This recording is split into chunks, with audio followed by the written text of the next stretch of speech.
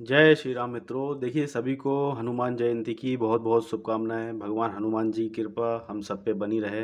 एक बार प्रेम से बोलेंगे, जय श्री राम, जय हनुमान। देखिए, सुंदरकांड का पाठ करेंगे आज के वीडियो में, और पूरा जो पाठ रहेगा हमारा हिंदी में रहेगा, सही से अर्थ समझेंगे। तो प्रारंभ करते हैं भगवान श्री गणेश के चरणों में सबसे पहले ध्यान लगाने के बाद अपना पाठ प्रारंभ करते हैं। शांत सनातन अप्रमेय, प्राणों से परे, निष्पाप, मोक्ष रूप, परम शांति देने वाले, ब्रह्मा, शंभु और शेष जी से निरंतर सेवित, वेदांत के द्वारा जानने योग्य, सर्वव्यापक, देवताओं में सबसे बड़े, माया से मनुष्य रूप में दिखने वाले, समस्त पापों को हरने वाले, करुणा की खान, रघुकुल में श्रेष्ठ तथा राजाओं के शिरोमणि राम कहलाने वाले जगदीश्वर की मैं वंदना करता हूँ। हे रघुनाथ जी, मैं सत्य कहता हूँ और फिर आप सबके अंतरात्मा ही हैं। सब जानते ही हैं कि मेरे हृदय में दूसरी कोई इच्छा नहीं है। हे रघुकुल श्रेष्ठ, मुझे अपनी निर्भरा पूर्ण भक्ति दीजिए और मेरे मन को काम आदि दोषों से रहित कीजिए। अतुल बल के धाम, सोने के पर्वत सुमेरु के समान, कांति युक्त शरीर वाले, दैत्य रूपी वन को ध्वंस करने के लिए अग्नि रूप, ज्ञानियों में अग्रगण्य, संपूर्ण गुणों के निधान, वानरों के स्वामी श्री रघुनाथ जी के प्रिय भक्त, पवन पुत्र श्री हनुमान जी को मैं प्रणाम करता हूँ। जामवान के सुंदर वचन सुनकर हनुमान जी के हृदय को बहुत ही भाए। वे बोले, हे भाई, तुम लोग दुख सहकर, कंदमूल फल खाकर तब तक मेरी राह देखना, जब तक मैं सीता जी को देखकर लौट ना आऊं। काम अवश्य होगा, क्योंकि मुझे बहुत ही हर्ष हो रहा है। यह कहकर और सबको मस्तक नवाकर तथा हृदय में श्री रघुनाथ जी को धारण करके हनुमान जी हर्षित होकर चले। समुद्र के तीर पर एक सुंदर पर्वत था। हनुमान जी खेल से ही अनायास ही कूदकर उसके ऊपर जा चढ़े और बार बार श्री रघुवीर का स्मरण करके अत्यंत बलवान हनुमान जी उस पर से बड़े वेग से उछले। जिस पर्वत पर हनुमान जी पैर रखकर चले, जिस पर से वे उछले, वह तुरंत ही पाताल में धंस गया। जैसे श्री रघुनाथ जी का अमोघ बाण चलता है, उसी तरह हनुमान जी चले। समुद्र ने उन्हें श्री रघुनाथ जी का दूत समझकर मैनाक पर्वत से कहा कि हे मैनाक, तू इनकी थकावट दूर करने वाला हो, अर्थात अपने ऊपर इन्हें विश्राम दे। हनुमान जी ने उसे हाथ से छू लिया, फिर प्रणाम करके कहा, भाई, श्री रामचंद्र जी का काम किए बिना मुझे कहाँ विश्राम। देवताओं ने पवन पुत्र हनुमान जी को जाते हुए देखा। उनकी विशेष बल बुद्धि को जानने के लिए परीक्षार्थ उन्होंने सुरसा नामक सर्पों की माता को भेजा। उसने आकर हनुमान जी से यह बात कही, आज देवताओं ने मुझे भोजन दिया है। यह वचन सुनकर पवन कुमार हनुमान जी ने कहा, श्री राम जी का कार्य करके मैं लौट आऊं और सीता जी की खबर प्रभु को सुना दूं, तब मैं आकर तुम्हारे मुंह में घुस जाऊंगा, तुम मुझे खा लेना। हे माता, मैं सत्य कहता हूं, अभी मुझे जाने दे। जब किसी भी उपाय से उसने जाने नहीं दिया, तब हनुमान जी ने कहा, तो फिर मुझे खा ना ले। उसने योजन भर 4 कोस में मुंह फैलाया, तब हनुमान जी ने अपने शरीर को उससे दूना बढ़ा लिया। उसने 16 योजन का मुंह किया, हनुमान जी ने तुरंत ही 32 योजन हो गए। जैसे जैसे सुरसा मुख का विस्तार बढ़ाती गई, हनुमान जी उसका दूना रूप दिखलाते थे। उसने 100 योजन यानी 400 कोस का मुख किया, तब हनुमान जी ने बहुत ही छोटा रूप धारण कर लिया और वे उसके मुख में घुसकर तुरंत फिर बाहर निकल आए और उसे सिर नवाकर विदा मांगने लगे। उसने कहा, मैंने तुम्हारे बुद्धि बल का भेद पा लिया, जिसके लिए देवताओं ने मुझे भेजा था। तुम श्री रामचंद्र जी का सब कार्य करोगे, क्योंकि तुम बल बुद्धि के भंडार हो। ये आशीर्वाद देकर वह चली गई। तब हनुमान जी हर्षित होकर चले। समुद्र में एक राक्षसी रहती थी। वह माया करके आकाश में उड़ते हुए पक्षियों को पकड़ लेती थी। आकाश में जो जीव जंतु उड़ा करते थे, वह जल में उनकी परछाई देखकर उस परछाई को पकड़ लेती थी, जिससे वे उड़ नहीं सकते थे और जल में गिर पड़ते थे। इस प्रकार वह सदा आकाश में उड़ने वाले जीवों को खाया करती थी। उसने वही छल हनुमान जी से भी किया। हनुमान जी ने तुरंत ही उसका कपट पहचान लिया। पवन पुत्र धीर बुद्धि वीर श्री हनुमान जी उसको मारकर समुद्र के पार गए। वहां जाकर उन्होंने वन की शोभा देखी। मधु पुष्प रस के लोभ से भौरे गुंजार कर रहे थे। अनेकों प्रकार के वृक्ष फल फूल से शोभित हैं। पक्षी और पशुओं के समूह को देखकर तो वे मन में बहुत ही प्रसन्न हुए। सामने एक विशाल पर्वत देखकर हनुमान जी भय त्याग कर उस पर दौड़कर जा चढ़े। शिव जी कहते हैं, यह उमा, इसमें बानर हनुमान की कुछ बड़ाई नहीं है। ये प्रभु का प्रताप है जो काल को भी खा जाता है। पर्वत पर चढ़ गए उन्होंने लंका देखी। बहुत ही बड़ा किला है, कुछ कहा नहीं जाता। वह अत्यंत ऊंचा है, उसके चारों ओर समुद्र है। सोने के परकोटे चार दीवारी का परम प्रकाश हो रहा है। विभिन्न मणियों से जड़ा हुआ सोने का परकोटा है। उसके अंदर बहुत से सुंदर सुंदर घर हैं, चौराहे, बाजार, सुंदर मार्ग और गलियां हैं। सुंदर नगर बहुत प्रकार से सजा हुआ है। हाथी, घोड़े, खच्चरों के समूह तथा पैदल और रथों के समूह को कौन गिन सकता है। अनेक रूपों के राक्षसों के दल हैं। उनकी अत्यंत बलवती सेना वर्ण करते नहीं बनती। वन, बाग, उपवन, बगीचे, फुलवाड़ी, तालाब, कुएं और बावलियां सुशोभित हैं। मनुष्य, नाग देवताओं और गंधर्वों की कन्याएं अपने सौंदर्य से मुनियों के भी मनों को मोह लेती हैं। कहीं पर्वत के समान विशाल शरीर वाले बड़े ही बलवान मल्ल पहलवान गरज रहे हैं। वे अनेकों अखाड़ों में बहुत प्रकार से भिड़ते और एक दूसरे को ललकारते रहते हैं। भयंकर शरीर वाले कठोर योद्धा यत्न करके बड़ी सावधानी से नगर की चारों दिशाओं में सब ओर से रखवाली करते हैं। कहीं दुष्ट राक्षस भैंसों, मनुष्यों, गायों, गधों और बकरों को खा रहे हैं। तुलसीदास ने इनकी कथा इसलिए कुछ थोड़ी सी कही है कि ये निश्चय ही श्री रामचंद्र जी के बाण रूपी तीर्थ में शरीरों को त्याग कर परम गति पावेंगे। नगर के बहुसंख्यक रखवालों को देखकर हनुमान जी ने मन में विचार किया कि अत्यंत छोटा रूप धरूं और रात के समय नगर में प्रवेश करूं। हनुमान जी मच्छर के समान छोटा सा रूप धारण कर नर रूप से लीला करने वाले भगवान श्री रामचंद्र जी का स्मरण करके लंका को चले। लंकनी नाम की एक राक्षसी रहती थी। वह बोली, मेरा निरादर करके बिना मुझसे पूछे कहाँ चला जा रहा है। हे मूर्ख, तूने मेरा भेद नहीं जाना। जहाँ तक जितने चोर हैं वे सब मेरे आहार हैं। महाकपि हनुमान जी ने उसे एक घूंसा मारा जिससे वह खून की उल्टी करती हुई पृथ्वी पर लुढ़क पड़ी। वह लंकनी फिर अपने को संभाल कर उठी और डर के मारे हाथ जोड़कर विनती करने लगी। वह बोली, रावण को जब ब्रह्मा जी ने वर दिया था तब चलते समय उन्होंने मुझे राक्षसों के विनाश की ये पहचान बता दी थी कि जब तू बंदर के मारने से व्याकुल हो जाए तब तू राक्षसों का संहार हुआ जान लेना। हे तात, मेरे बड़े पुण्य हैं जो मैं श्री रामचंद्र जी के दूत आपको नेत्रों से देख पाई। हे तात, स्वर्ग और मोक्ष के सब सुखों को तराजू के एक पलड़े में रखा जाए तो भी वे सब मिलकर दूसरे पलड़े पर रखे हुए उस सुख के बराबर नहीं हो सकते जो लव क्षण मात्र के सत्संग से होता है। अयोध्यापुरी के राजा श्री रघुनाथ जी को हृदय में रखे हुए नगर में प्रवेश करके सब काम कीजिए। उसके लिए विष अमृत हो जाता है। शत्रु मित्रता करने लगते हैं। समुद्र गाय के खुर के बराबर हो जाता है। अग्नि में शीतलता आ जाती है। और हे गरुड़ जी, सुमेरु पर्वत उसके लिए रज के समान हो जाता है। जिसे श्री रामचंद्र जी ने एक बार कृपा करके देख लिया तब हनुमान जी ने बहुत ही छोटा रूप धारण किया और भगवान का स्मरण करके नगर में प्रवेश किया। उन्होंने एक एक कर प्रत्येक महल की खोज की। जहां जहां असंख्य योद्धा देखे वे रावण के महल में गए। वह अत्यंत विचित्र था जिसका वर्णन नहीं हो सकता। हनुमान जी ने रावण को शयन किए देखा परंतु महल में जानकी जी नहीं दिखाई दी। फिर एक सुंदर महल दिखाई दिया। वहां उसमें भगवान का एक अलग मंदिर बना हुआ था। वह महल श्री राम जी के आयुध धनुष बाण के चिन्हों से अंकित था। उसकी शोभा वर्णन नहीं की जा सकती। वहां नवीन नवीन तुलसी के वृक्ष समूह को देखकर कपिराज श्री हनुमान जी हर्षित हुए। लंका को राक्षसों के समूह का निवास स्थान है। यहाँ सज्जन साधु पुरुष का निवास कहा। हनुमान जी मन में इस प्रकार तर्क करने लगे।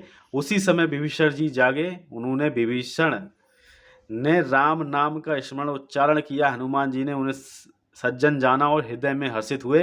हनुमान जी ने विचार किया कि इनसे हट करके अपनी ओर से ही परिचय करूंगा, क्योंकि साधु से कार्य की हानि नहीं होती, प्रयुक्त लाभ ही होता है। ब्राह्मण का रूप धरकर हनुमान जी ने उन्हें वचन सुनाए। पुकारा सुनते ही विभीषण जी उठकर वहां आए, प्रणाम करके कुशल पूछी और कहा कि हे ब्राह्मण देव, अपनी कथा समझाकर कहिए।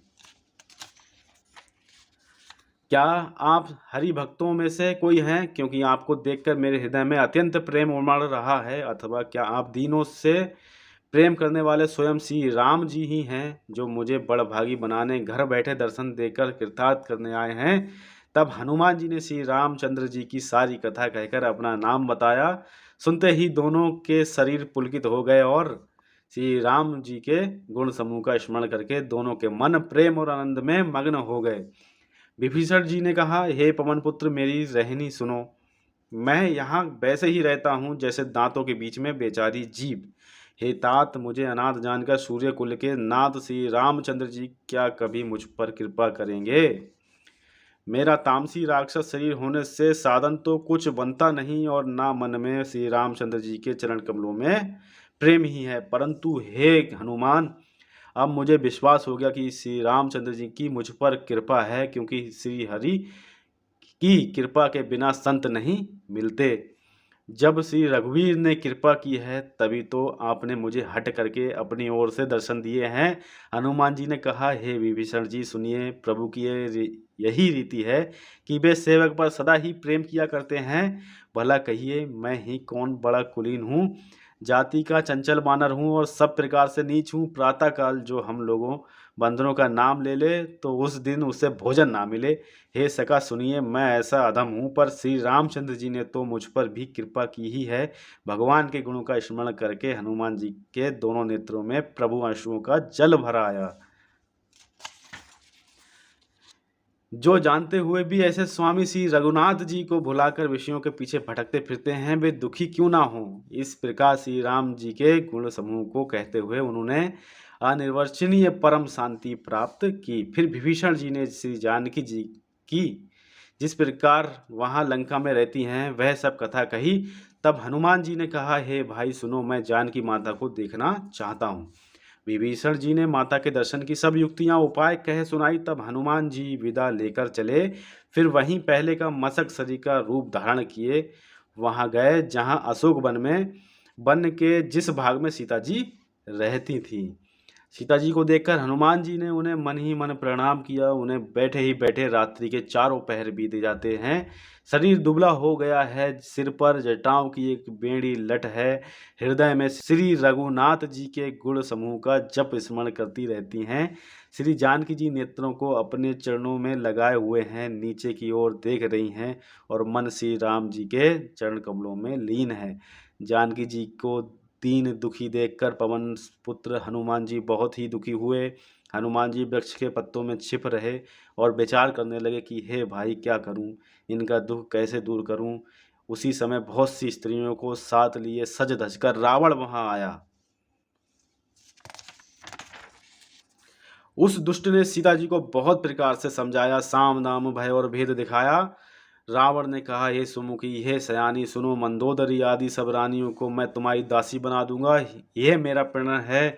तुम एक बार मेरी ओर देखो तो सही। अपने परम स्नेही कौशलाधीश श्री रामचंद्र जी का स्मरण करके जानकी जी तिनके की आड़ पर्दा करके कहने लगी, हे दसमुख सुन, जुगनू के प्रकाश से कभी कमलिनी खिल सकती है। जानकी जी फिर कहती हैं, तू अपने लिए भी ऐसा ही मन में समझ ले। हे दुष्ट, तुझे श्री रघुवीर के बाण की खबर नहीं है।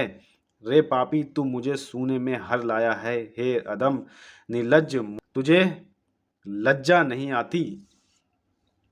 अपने को जुगनू के समान और रामचंद्र जी को सूर्य के समान सुनकर और सीता जी के कठोर वचनों को सुनकर रावण तलवार निकालकर बड़े गुस्से में आकर बोला, सीता तूने मेरा अपमान किया है, मैं तेरा सिर इस कठोर कृपाण से काट डालूंगा, नहीं तो अब भी जल्दी मेरी बात मान ले हे सुमुखी, नहीं तो जीवन से हाथ धोना पड़ेगा। सीता जी ने कहा, हे दशग्रीव, प्रभु की भुजा जो श्याम कमल की माला के समान सुंदर और हाथी के सूंड के समान पुष्ट और तथा विशाल है, या तो वह भुजा ही मेरे कंठ में पड़ेगी या तेरी भयानक तलवार ही।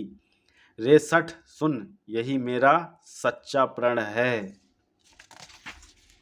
सीता जी कहती हैं, हे चंद्रहास तलवार, श्री रघुनाथ जी के विरह की अग्नि से उत्पन्न मेरी बड़ी भारी जलन को तू हर ले। हे तलवार, तू शीतल तीव्र और श्रेष्ठ धारा बहाती है, अर्थात तेरी धारा ठंडी और तेज है, तू मेरे दुखों के बोझ को हर ले। सीता जी के ये वचन सुनते ही वह मारने दौड़ा। तब मैं दानव की पुत्री मंदोदरी ने नीति कहकर उसे समझाया। तब रावण ने सब राक्षसियों को बुलाकर कहा कि जाकर सीता को बहुत प्रकार से भय दिखलाओ, यदि महीने भर में यह कहा ना माने तो मैं इससे तलवार निकालकर मार डालूंगा।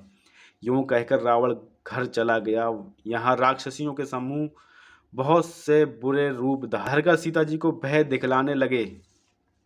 उसमें एक त्रिजटा नाम की राक्षसी थी। उसकी श्री रामचंद्र जी के चरणों में प्रीति थी और वह विवेक ज्ञान में निपुण थी। उसने सबको बुलाकर अपना स्वप्न सुनाया और कहा, सीता जी की सेवा करके अपना कल्याण कर लो। स्वप्न में मैंने देखा कि एक बंदर ने लंका जला दी है, राक्षसों की सारी सेना मार डाली गई, रावण नंगा है और गधे पर सवार है, उसके सिर मुंडे हुए हैं, बीसों भुजाएं कटी हुई हैं। इस प्रकार से वह दक्षिण यमपुरी की दिशा को जा रहा है और मानो लंका विभीषण ने पाई है। नगर में श्री रामचंद्र जी की दुहाई फिर गई। तब प्रभु ने सीता जी को बुला भेजा। मैं पुकार कर निश्चय के साथ कहती हूँ, यह स्वप्न चार कुछ ही दिनों बाद सत्य होकर रहेगा। उसके वचन सुनकर वे सब राक्षसियाँ डर गईं और जानकी जी के चरणों पर गिर पड़ी। तब इसके बाद वे सब जहाँ तहाँ चली गईं।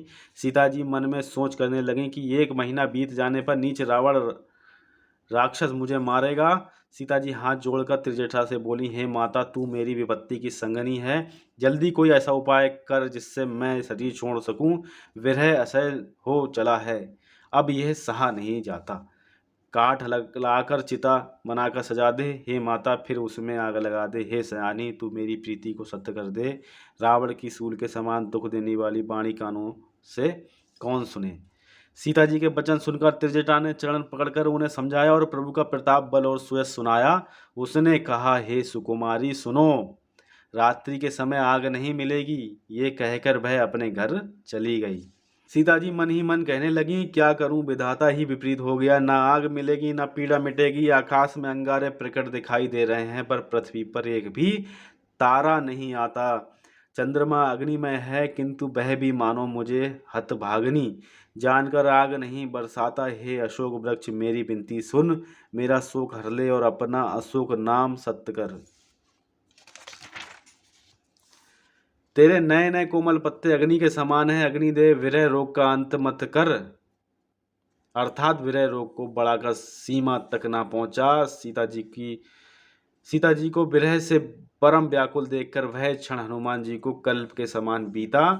तब हनुमान जी ने हृदय में विचार कर सीता जी के सामने अंगूठी डाल दी, मानो अशोक ने अंगारा दे दिया। यह समझकर सीता जी ने हर्षित होकर उठकर उसे हाथ में ले लिया। तब उन्होंने राम नाम से अंकित अत्यंत सुंदर एवं मनोहर अंगूठी देखी। अंगूठी को पहचान कर सीता जी आश्चर्यचकित होकर उसे देखने लगीं और हर्ष तथा विषाद से हृदय में अकुला उठी। वे सोचने लगी, श्री रघुनाथ जी तो सर्वदा अजय हैं, उन्हें कौन जीत सकता है, और माया से ऐसी माया के उपादान से सर्वदा रहित दिव्य चिन्हमय अंगूठी बनाई नहीं जा सकती। सीता जी मन में अनेक प्रकार के विचार कर रही थी। इसी समय हनुमान जी मधुर वचन बोले। वे श्री रामचंद्र जी के गुणों का वर्णन करने लगे, जिनके सुनते ही सीता जी का दुख भाग गया। वे कान और मन लगाकर उन्हें सुनने लगी। हनुमान जी ने आदि से लेकर सारी कथा कह सुनाई। सीता जी बोली, जिनके कानों के लिए अमृत रूप यह सुंदर कथा कही, वह हे भाई प्रकट क्यों नहीं होता। तब हनुमान जी पास चले गए उन्हें देखकर सीता जी फिर कर मुख फेर कर बैठ गईं। उनके मन में आश्चर्य हुआ। हनुमान जी ने कहा, हे माता जानकी, मैं श्री रामचंद्र जी का दूत हूँ। करुणा निधान की सच्ची शपथ करता हूँ, हे माता, ये अंगूठी मैं ही लाया हूँ। श्री राम जी ने मुझे आपके लिए ये सहदानी निशानी या पहचान दी है। सीता जी ने पूछा, नर और वानर का संग कहो कैसे हुआ। तब हनुमान जी ने जैसे संग हुआ था वह सब कथा कही। हनुमान जी के प्रेम युक्त वचन सुनकर सीता जी के मन में विश्वास उत्पन्न हो गया। उन्होंने जान लिया कि ये मन वचन और कर्म से कृपा सागर श्री रघुनाथ जी का ही दास है। भगवान का जनसेवक जानकर अत्यंत गाढ़ी प्रीति हो गई। नेत्रों में प्रेमाश्रुओं का जल भर आया और शरीर अत्यंत पुलकित हो गया। श्री रामचंद्र जी सीता जी ने कहा, हे तात हनुमान, विरह सागर में डूबती हुई मुझको तुम जहाज हुए। मैं बलिहारी जाती हूँ। अब छोटे भाई लक्ष्मण जी सहित घर के शत्रु सुखधाम प्रभु का कुशल मंगल कहो। श्री रघुनाथ जी तो कोमल हृदय और कृपालु हैं, फिर हे हनुमान, उन्होंने किस कारण यह निठुरता धारण कर ली है। सेवक को सुख देना उनकी स्वाभाविक बान है। वे रघुनाथ जी क्या कभी मेरी भी याद करते हैं। हे तात, क्या कभी उनके कोमल सांवले अंगों को देखकर मेरे नेत्र शीतल होंगे।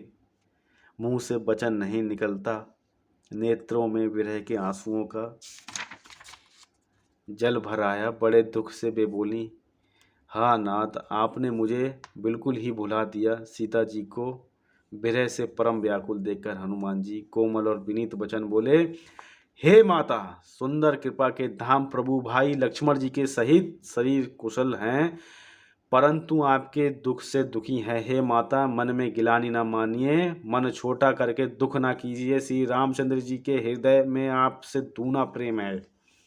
हे माता, अब धीरज धरकर श्री रघुनाथ जी का संदेश सुनिए।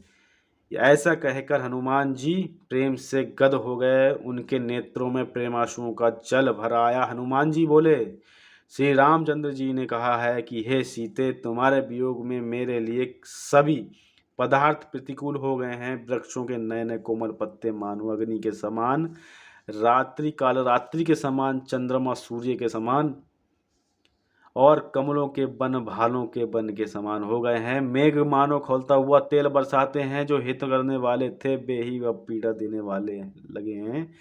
त्रिविध शीतल मंद सुगंध वायु सांप के श्वास के समान जहरीली और गर्म हो गई है। मन का दुख कह डालने से भी कुछ घट जाता है, पर कहूँ किससे, ये दुख कोई जानता नहीं है। प्रिय, मेरे और तेरे प्रेम का तत्व रहस्य एक मेरा मन ही जानता है, और वह मन सदा तेरे ही पास रहता है। बस मेरे प्रेम का सार इतना में ही समझ ले। प्रभु का संदेश सुनते ही जानकी जी प्रेम में मग्न हो गईं और उन्हें शरीर की सुध ना रही। हनुमान जी ने कहा, हे माता, हृदय में धैर्य धारण करो और सेवकों को सुख देने वाले श्री रामचंद्र जी का स्मरण करो। श्री रघुनाथ जी की प्रभुता को हृदय में लाओ और मेरे वचन सुनकर कायरता छोड़ दो। राक्षसों के समूह पतंगों के समान और रघुनाथ जी के बाण अग्नि के समान है। हे माता, हृदय में धैर्य धारण करो और राक्षसों को जला ही समझो। श्री रामचंद्र जी ने यदि खबर पाई होती तो वे विलंब न करते। हे जानकी जी, रामबाण रूपी सूर्य के उदय होने पर राक्षसों की सेना रूपी अंधकार कहाँ रह सकता है। हे माता, मैं आपको अभी यहाँ से लेवा जाऊं, पर श्री रामचंद्र जी की शपथ है मुझे, प्रभु उनकी आज्ञा नहीं है। अतः हे माता, कुछ दिन और धीरज धरो। श्री रामचंद्र जी वानरों सहित यहाँ आवेंगे और राक्षसों को मारकर आपको ले जाएंगे। नारद आदि ऋषि मुनि तीनों लोकों में उनका यश गावेंगे। सीता जी ने कहा, हे पुत्र, सब वानर तुम्हारे ही समान नन्हे नन्हे से होंगे। राक्षस तो बड़े बलवान योद्धा हैं। अतः मेरे हृदय में बड़ा भारी संदेह होता है कि तुम जैसे बंदर राक्षसों को कैसे जीतेंगे। ये सुनकर हनुमान जी अपना शरीर प्रकट किया।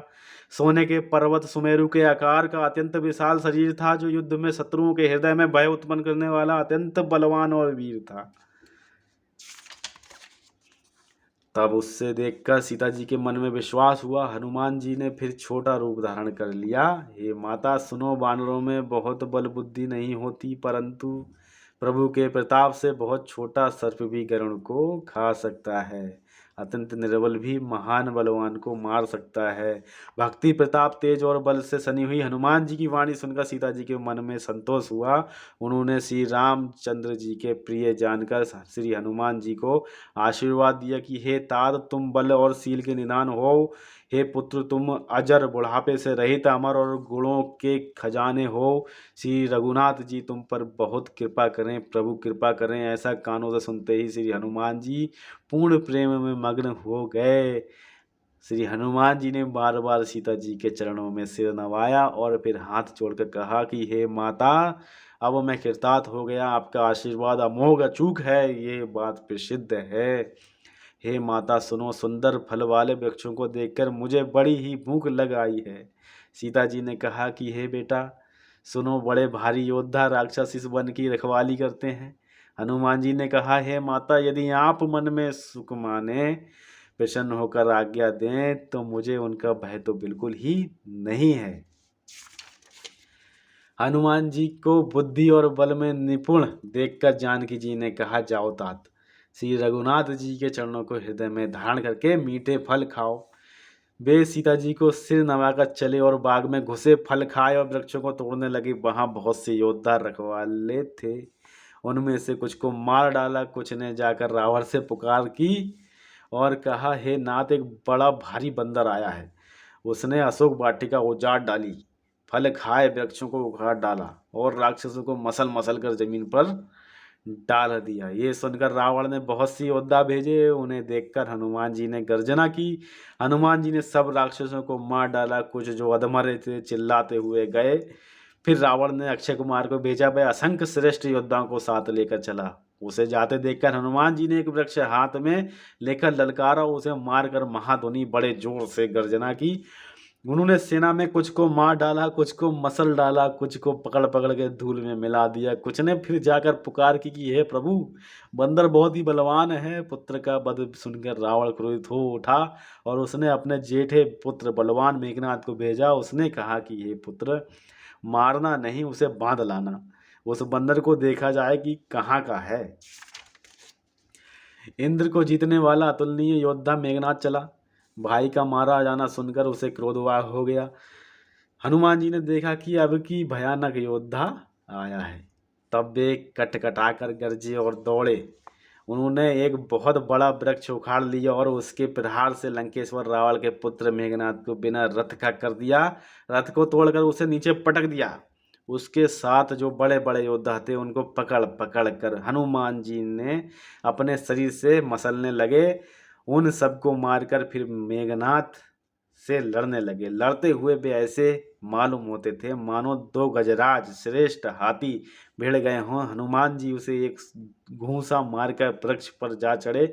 उसको क्षण भर के लिए मूर्छा आ गई। फिर उठकर उसने बहुत माया रची, परंतु पवन के पुत्र उससे जीते नहीं जाते। अंत में उसने ब्रह्मास्त्र का संधान प्रयोग किया। तब हनुमान जी ने मन में विचार किया कि यदि ब्रह्मास्त्र को नहीं मानता हूं तो उसकी अपार महिमा मिट जाएगी। उसने हनुमान जी को ब्रह्म बाण मारा, जिसके लगते ही वे वृक्ष से नीचे गिर पड़े, परंतु गिरते समय भी उन्होंने बहुत सी सेना मार डाली। जब उसने देखा कि हनुमान जी मूर्छित हो गए हैं, तब वह उनको नाग फांस में बांधकर ले गया। शिव जी कहते हैं, हे भवानी सुनो, जिनका नाम जप ज्ञानी विवेकी मनुष्य संसार जन्म मरण के बंधन को काट डालते हैं, उनका दूत कहीं बंधन में आ सकता है। किंतु प्रभु के कार्य के लिए हनुमान जी ने स्वयं अपने को बंधा लिया। बंदर का बंधा जाना सुनकर राक्षस दौड़े और कौतुक के लिए तमाशा देखने लगे। सब सभा में आए हनुमान जी ने जाकर रावण की सभा देखी। उसकी अत्यंत प्रभुता ऐश्वर्य कुछ कहीं नहीं जाती। देवता और दिक्पाल हाथ जोड़े बड़ी नर्मता के साथ भयभीत हुए सब रावण की भौं ताक रहे थे, उसकी रुख देख रहे थे। उसका ऐसा प्रताप देखकर भी हनुमान जी ने के मन में जरा भी डर नहीं हुआ। वे ऐसे निसंग खड़े रहे जैसे सर्पों के समूह में गरुड़ निसंग निर्भय रहते हैं। हनुमान जी को देखकर रावण दुर्वचन कहता हुआ खूब हंसा। फिर पुत्र वध का स्मरण किया तो उसके हृदय में विषाद उत्पन्न हो गया। लंकापति रावण ने कहा, रे बारण, बानर तू कौन है किसके बल पर तूने वन को उजाड़ कर नष्ट कर डाला? क्या तूने कभी मुझे मेरा नाम और यश कानों से नहीं सुना? रे सट, मैं तुझे अत्यंत निशंक देख रहा हूँ।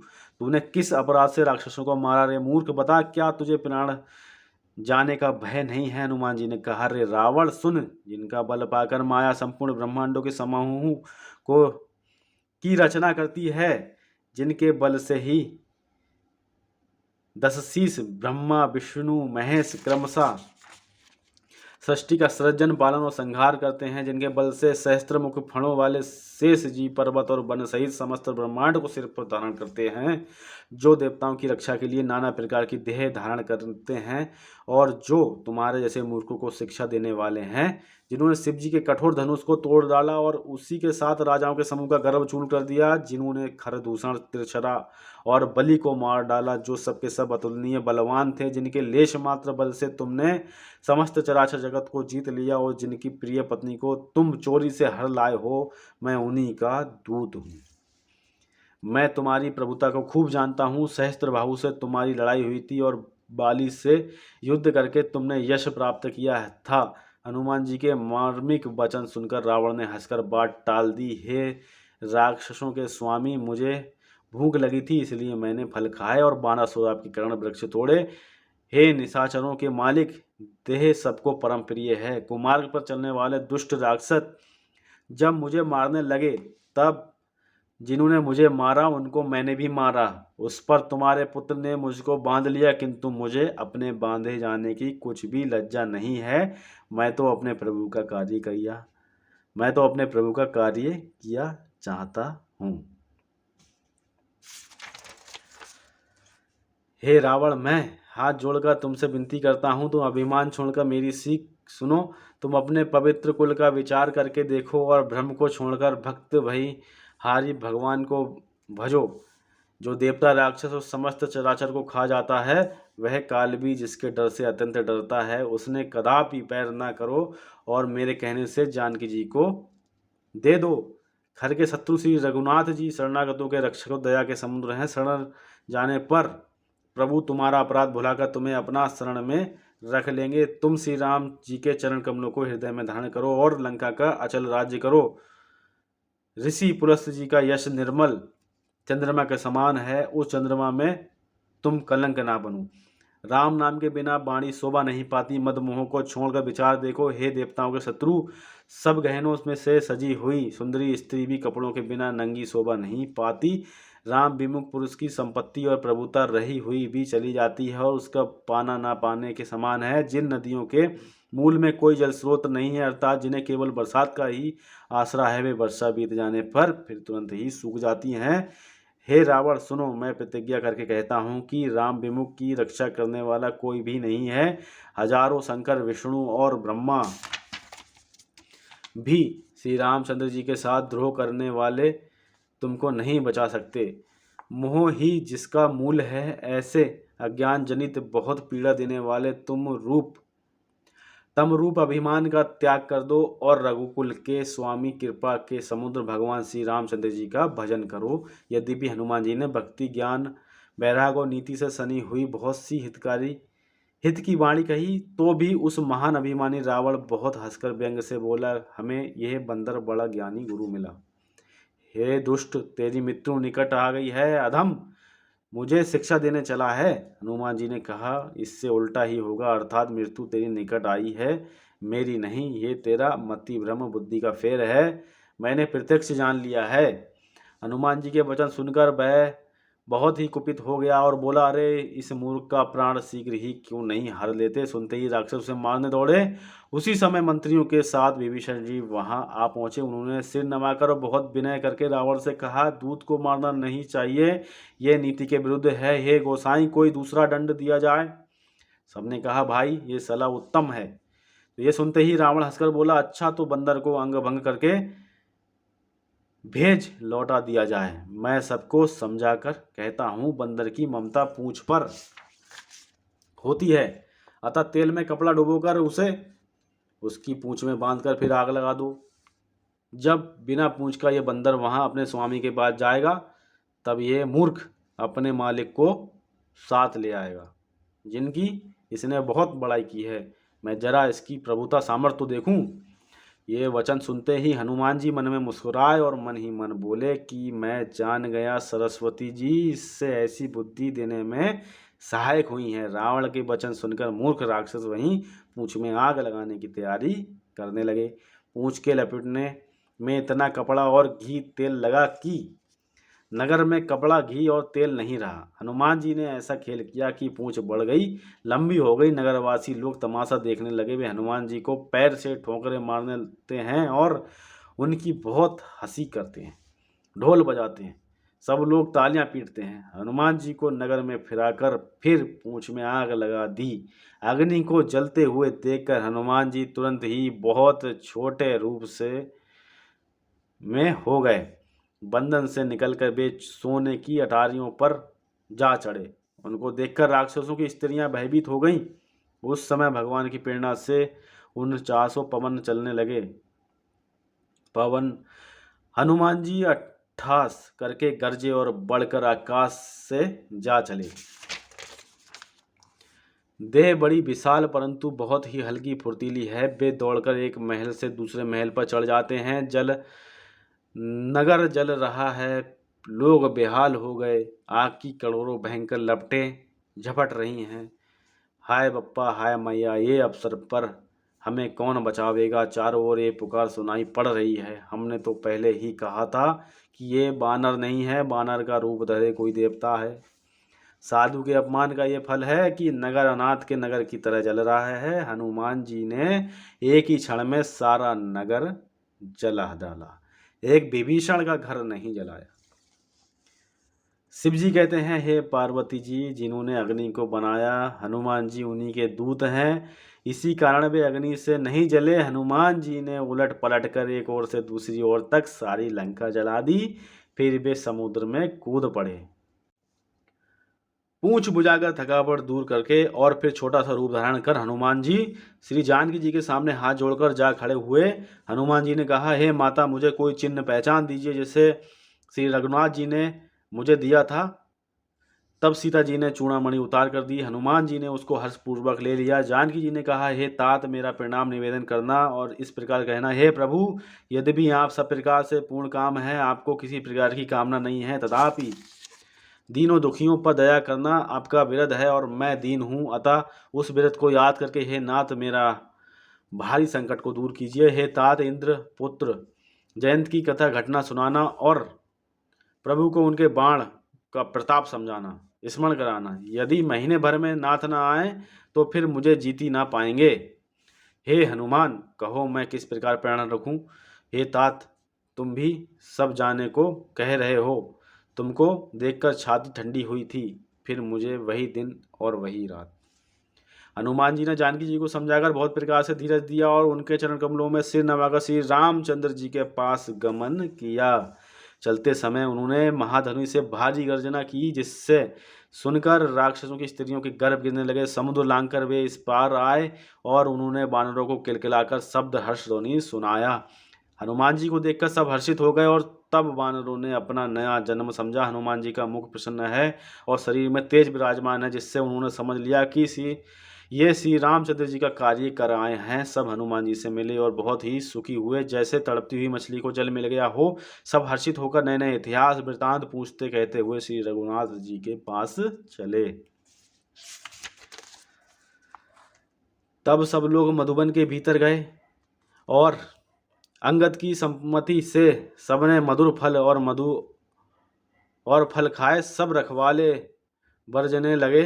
तब घूसों की मार मारते ही सब रखवाले भाग छूटे। उन सब ने जाकर पुकारा कि युवराज अंगद वन उखाड़ रहे हैं। सुनकर सुग्रीव हर्षित हुए और वानर प्रभु का कार्य कर आए हैं। यदि सीता जी की खबर ना पाई होती तो क्या वे मधुबन के फल खा सकते थे। इस प्रकार राजा सुग्रीव मन में विचार कर ही रहे थे कि समाज सहित वानर आ गए। सबने आकर सुग्रीव के चरणों में सिर नवाया। कपिराज सुग्रीव सभी से बड़े प्रेम के साथ मिले। उन्होंने कुशलता पूछी। तब वानरों ने उत्तर दिया, आपके चरणों के दर्शन से सब कुशल हैं। श्री रामचंद्र जी की कृपा से सब विशेष कार्य हुआ है, कार्य में विशेष सफलता हुई है। हे नाथ, हनुमान जी ने ही सब कार्य किया और सब वानरों के प्राण बचा लिए। यह सुनकर सुग्रीव जी हनुमान जी से फिर मिले और सब वानरों समेत श्री रघुनाथ जी के पास चले। श्री राम जी ने जब वानरों को कार्य किए हुए आते देखा तब उनके मन में विशेष हर्ष हुआ। दोनों भाई स्फटिक शिला पर बैठे थे। सब वानर जाकर उनके चरणों पर गिर पड़े। दया की राशि श्री रघुनाथ जी सबसे प्रेम सहित गले लगकर मिले और कुशल पूछी। वानरों ने कहा, हे नाथ, आपके चरण कमलों के दर्शन पाने से सब कुशल है। जामवान ने कहा, हे रघुनाथ जी सुनिए, हे नाथ, जिस पर आप दया करते हैं उसे सदा कल्याण और निरंतर कुशल है। देवता, मनुष्य और मुनि सभी उस पर प्रसन्न रहते हैं। वही विजय है, वही विनय है और वही गुणों का समुद्र बन जाता है। उसी का सुंदर यश तीनों लोकों में प्रकाशित होता है। प्रभु की कृपा से सब कार्य हुआ है। आज हमारा जन्म सफल हो गया। हे नाथ, पवनपुत्र हनुमान ने जो करनी की उसका 1000 मुखों से भी वर्णन नहीं किया जा सकता। तब जामवान ने हनुमान जी के सुंदर चरित्रकारी श्री रघुनाथ जी को सुनाए। वे चरित्र सुनने पर कृपा निधि श्री रामचंद्र जी के मन को बहुत ही अच्छे लगे। उन्होंने हर्षित होकर हनुमान जी को फिर हृदय से लगा लिया और कहा, हे तात, कहो सीता जी किस प्रकार रहती हैं और अपने प्राणों की रक्षा करती हैं। हनुमान जी ने कहा, आपका नाम रात दिन पहरा देने वाला है। आपका ध्यान ही किवाड़ है। नेत्रों को अपने चरणों में लगाए रहती हैं, यही ताला लगा है। फिर प्राण जाए तो किस मार्ग से? चलते समय उन्होंने मुझे चूड़ामणि उतार कर दी। श्री रघुनाथ जी ने उसे देखकर उसे लेकर हृदय से लगा लिया। हनुमान जी ने फिर कहा, हे नाथ, दोनों नेत्रों में जल भरकर जानकी जी ने मुझसे कुछ वचन कहे। छोटे भाई समेत प्रभु के चरण पकड़ना और कहना कि आप दीनबंधु हैं, शरणागत के दुखों को हरने वाले, और मैं मन, वचन और कर्म से आपके चरणों की अनुरागिणी हूँ। फिर स्वामी, आपने मुझे किस अपराध से त्याग दिया? हाँ, एक दोष मैं अपना अवश्य मानती हूँ कि आपका वियोग होते ही मेरे प्राण नहीं चलेगा, किंतु हे नाथ, या तो ये नेत्रों का अपराध है जो प्राणों के निकलने में हठपूर्वक बाधा देते हैं। विरह अग्नि है, शरीर रुई है, श्वास पवन है। इस प्रकार अग्नि और पवन का संयोग होने से ये शरीर क्षण मात्र में जल सकता है, परंतु नेत्र अपने हित के लिए प्रभु का स्वरूप देखकर सुखी होने के लिए जल आंसू बरसाते हैं, जिससे विरह की आग से ही देह जलने नहीं पाती। सीता जी की विपत्ति बहुत बड़ी है। हे दीन दयालु, वह बिना कही ही अच्छी है। कहने से आपको बड़ा कलेश होगा। हे करुणा निदान, उनका एक एक पल कल्प के समान बीतता है। अतः हे प्रभु, तुरंत चलिए और अपनी भुजाओं के बल से दुष्टों के दल को जीतकर सीता जी को ले आइए। सीता जी का दुख सुनकर सुख के धाम प्रभु के कमल नेत्रों में जल भर आया और वे बोले, मन, वचन और शरीर से जिसे मेरी ही गति, मेरा ही आश्रय है, उसे क्या स्वप्न में भी विपत्ति हो सकती है? हनुमान जी ने कहा, हे प्रभु, विपत्ति तो वही तभी है जब आपका भजन स्मरण ना हो। हे प्रभु, राक्षसों की बात ही कितनी है, आप शत्रु को जीतकर जानकी जी को ले आवेंगे। भगवान कहने लगे, हे हनुमान सुन, तेरे समान मेरा उपकारी देवता, मनुष्य अथवा मुनि कोई भी शरीरधारी नहीं है। मैं तेरा प्रत्युपकार बदले में उपकार तो क्या करूं? मेरा मन भी तेरे सामने नहीं हो सकता। हे पुत्र सुन, मैंने मन में खूब विचार करके दुख देख लिया है कि मैं तुझसे उड़ीण नहीं हो सकता। देवताओं के रक्षक प्रभु बार बार श्री हनुमान जी को देख रहे हैं। नेत्रों में प्रेमाश्रु का जल भरा है और शरीर अत्यंत पुलकित है। प्रभु के वचन सुनकर और उसके प्रसन्न मुख तथा पुलकित अंगों को देखकर हनुमान जी हर्षित हो गए और प्रेम में विकल होकर, हे भगवान, मेरी रक्षा करो कहते हुए श्री रामचंद्र जी के चरणों में गिर पड़े। प्रभु उनको बार बार उठाना चाहते हैं, परंतु प्रेम में डूबे हुए हनुमान जी को चरणों से उठना सुहाता नहीं। प्रभु का कर कमल श्री हनुमान जी के सिर पर है। उस स्थिति का स्मरण करके शिव जी प्रेम मग्न हो गए। फिर मन को सावधान करके शंकर जी अत्यंत सुंदर कथा कहने लगे। श्री हनुमान जी को उठाकर प्रभु ने हृदय से लगाया और हाथ पकड़कर अत्यंत निकट बैठा लिया। हे हनुमान, बताओ तो, रावण के द्वारा सुरक्षित लंका और उसके बड़े बांके किले को तुमने किस प्रकार जलाया? हनुमान जी ने प्रभु को प्रसन्न जाना और वे अभिमान रहित वचन बोले, बंदर का बस यही बड़ा पुरुषार्थ है कि वह एक डाल से दूसरी डाल पर चला जाता है। मैंने जो समुद्र लांघकर सोने का नगर जलाया और राक्षस गण को मारकर अशोक वन को उजाड़ डाला, यह सब तो श्री रघुनाथ जी आपकी का ही प्रताप है। हे नाथ, इसमें मेरी प्रभुता बड़ाई कुछ भी नहीं है। हे प्रभु, जिस पर आप प्रसन्न हो उसके लिए कुछ भी कठिन नहीं है। आपके प्रताप से रुई, जो स्वयं बहुत जल्दी जल जाने वाली वस्तु है, बड़वानल को निश्चय ही जला सकती है, अर्थात असंभव भी संभव हो सकता है। हे नाथ, मुझे अत्यंत सुख देने वाली आपकी निश्चल भक्ति कृपा करके देखिए दीजिए। हनुमान जी की अत्यंत सरल वाणी सुनकर हे भवानी, तब प्रभु श्री रामचंद्र जी ने एवं मस्तु ऐसा ही हो कहा। हे उमा, जिसने श्री रामचंद्र जी का स्वभाव जान लिया, उसे भजन छोड़कर दूसरी बात ही नहीं सुहाती। यह स्वामी सेवक का संवाद जिसके हृदय में आ गया, वही श्री रघुनाथ जी के चरणों का भक्ति पा गया। प्रभु के वचन सुनकर वानरगण कहने लगे, कृपालु आनंद कंद श्री रामचंद्र जी की जय हो, जय हो, जय हो। तब श्री रघुनाथ जी ने कपिराज सुग्रीव को बुलाया और कहा, चलने की तैयारी करो। अब विलंब किस कारण किया जाए, वानरों को तुरंत आज्ञा दो। भगवान की यह लीला रावण वध की तैयारी देखकर बहुत से फूल बरसाकर और हर्षित होकर देवता आकाश से अपने अपने लोक को चले। वानरराज सुग्रीव ने शीघ्र ही वानरों को बुलाया। सेनापतियों के समूह आ गए। वानर भालुओं के झुंड अनेक रंगों के हैं, उनमें अतुलनीय बल है। वे प्रभु के चरण कमलों में सिर नवाते हैं। महान बलवान रीछ और वानर गरज रहे हैं। श्री राम जी ने वानरों की सारी सेना देखी, तब कमल नेत्रों से कृपा पूर्वक उनकी ओर दृष्टि डाली। राम कृपा का बल पाकर श्रेष्ठ वानर मानो पंख वाले बड़े पर्वत हो गए। तब श्री रामचंद्र जी ने हर्षित होकर प्रस्थान कूच किया। अनेक सुंदर और शुभ सगुन हुए, जिनकी कीर्ति सब मंगलों से पूर्ण है, उनके प्रस्थान के समय सगुन होना ये नीति है, लीला की मर्यादा है। प्रभु का प्रस्थान जानकी जी ने भी जान लिया। उनके बाएं अंग फड़क फड़क कर मानो कह देते थे कि श्री रामचंद्र जी आ रहे हैं। जानकी जी की जो जो सगुन होते थे, वही वही रावण के लिए अपशगुन हुए। सेना चली, उसका वर्णन कौन कर सकता है। असंख्य वानर और भालू गर्जना कर रहे हैं। नख ही जिनके शास्त्र हैं, वे इच्छा अनुसार सर्वत्र बेरोक टोक चलने वाले रीछ वानर पर्वतों और वृक्षों को धारण किए हुए कई आकाश मार्गों से और कोई पृथ्वी पर चले जा रहे हैं। वे सिंह के समान गर्जना कर रहे हैं। उनके चलने और गर्जना से दिशाओं के हाथी विचलित होकर चिड़गार रहे हैं। दिशाओं के हाथी चिल्लाने लगे, पृथ्वी डोलने लगी, पर्वत चंचल हो गए, कांपने लगे और समुद्र खड़बड़ा उठे। गंधर्व देवता मुनि नाग किन्नर सबके सब मन में हर्षित हुए कि अब हमारे दुख टल गए। अनेकों करोड़ भयानक वानर योद्धा कटकटा रहे हैं और करोड़ों ही दौड़ रहे हैं। बीरबल प्रताप कौशलनाथ श्री रामचंद्र जी की जय हो, ऐसा पुकारते हुए वे अनेक गुण समूह को गा रहे हैं। उदार परम श्रेष्ठ एवं महान सर्पराज शेष जी भी सेना का बोझ नहीं सह सकते। वे बार बार मोहित हो जाते, घबरा जाते हैं और पुनः पुनः कच्छप की कठोर पीठ को दांतों से पकड़ते हैं। ऐसा करते अर्थात बार बार दांतों को गड़ाकर कच्छप की पीठ पर लकीर सी खींचते हुए वे कैसे शोभा दे रहे हैं, मानो श्री रामचंद्र जी की सुंदर प्रस्थान यात्रा को परम सुहावनी जानकर उनकी अचल पवित्र कथा को सर्पराज शेष जी कच्छप की पीठ पर लिख रहे हों। इस प्रकार कृपा निदान श्री रामचंद्र जी समुद्र तट पर जा उतरे। अनेकों रीछ बानर वीर जहाँ तहाँ फल खाने लगे।